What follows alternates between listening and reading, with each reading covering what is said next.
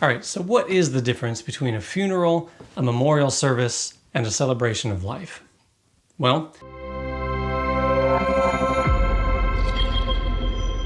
a funeral is a service where the remains are present. Whether it's a body in the casket or ashes in an urn, the body is present at the service, and that makes it a funeral.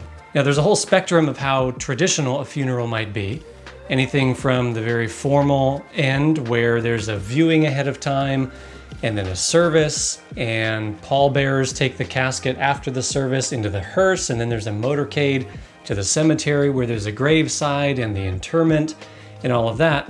And then at the other end of the spectrum, it's a little less traditional, where you might just have the service and then everybody goes to the reception or goes home and the remains are taken to the cemetery privately, or maybe there's just an immediate family graveside or something like that. And of course, there's everything in between as well. But a funeral has the remains present at the service.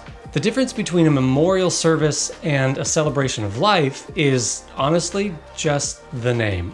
They're the same service. In fact, sometimes when people have come to me saying, well, I don't want to do a memorial service, that's too sad, I want to do a celebration of life, I confess that I just kind of smile and nod my head and say, yes, of course, we'll do that.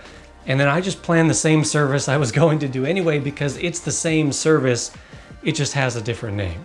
Years ago, people started moving away from the funeral in favor of a memorial service because it sounded happier and they didn't want to feel so sad and gloomy during the service. More recently, people have been doing the same thing, moving from a memorial service to a celebration of life because it sounds happier and they don't want to be so sad, but there's not really a difference between those two other than the name. Now, for all three of these services, the purpose should be the same, and that is not just to remember the life of the loved one who has died, but to worship God and proclaim the resurrection from the dead. In the Presbyterian Book of Worship, these services are actually called a service of witness to the resurrection.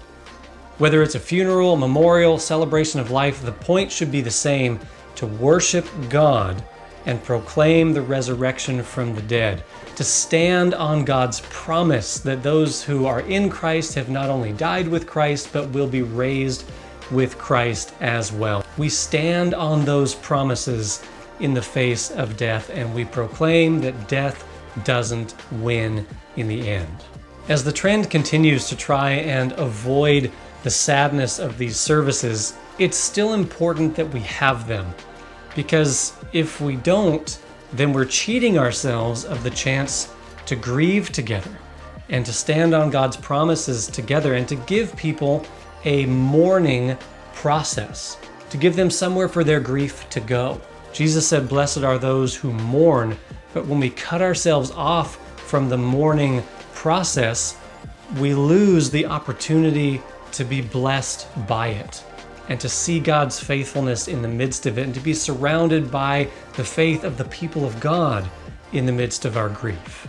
So whatever the service is called and however it's done, it's important that we have a service of worship and proclaiming the resurrection from the dead. I hope you enjoyed learning about the difference between a funeral, a memorial, and a celebration of life. I hope you find it helpful, and I'll see you in the next one. Peace.